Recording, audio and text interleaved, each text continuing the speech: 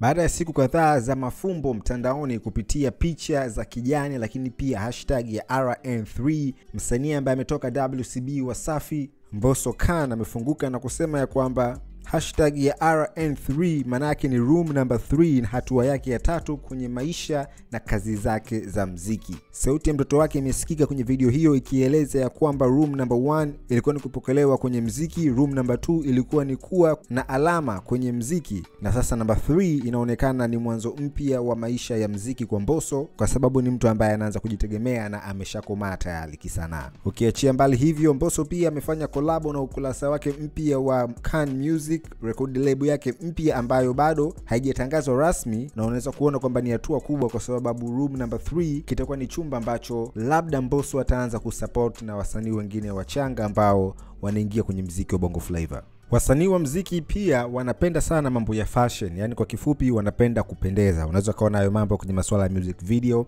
lakini pia watakapokuwa wanatokea kwenye red carpet hapa na pale. Lakini kwa upande wa photoshoot kuna msanii anaitwa Platform kutoka Tanzania. Juzi kati aliposti picha akiwa amevaa maua, akiwa ameshikilia maua kwenye mtandao wake wa Instagram, kitu ambacho kiliwashtua baadhi ya wasanii na mashabiki wengine wa mziki na wapenzi wake wa mziki. Sasa amekuja na nyingine tena. Hii amevaa matikiti maji, yale magamba ya tikiti maji ameweka kichwani, kwenye komwe na kwenye nywele, afa kala shades nyeusi, afa kavaa na hereni fulani hivi ambazo ni kama symbol za Wachina, vitu ambavyo huwa wanatumia kujivipepea vile. Umeona?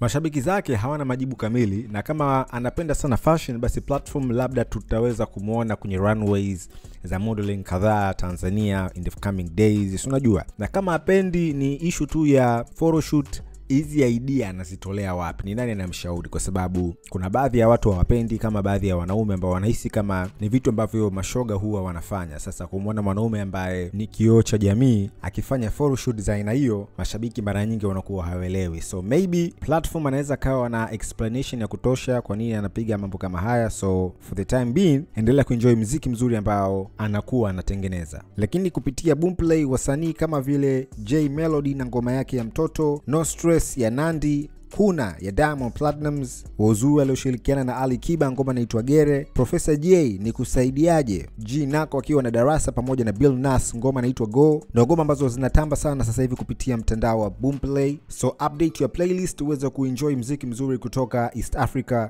na Afrobeat kwa ujumla. Hii ni PJ Classic FM. Unaweza kusubscribe kupitia YouTube channel yetu ambayo ni PJ Classic Media.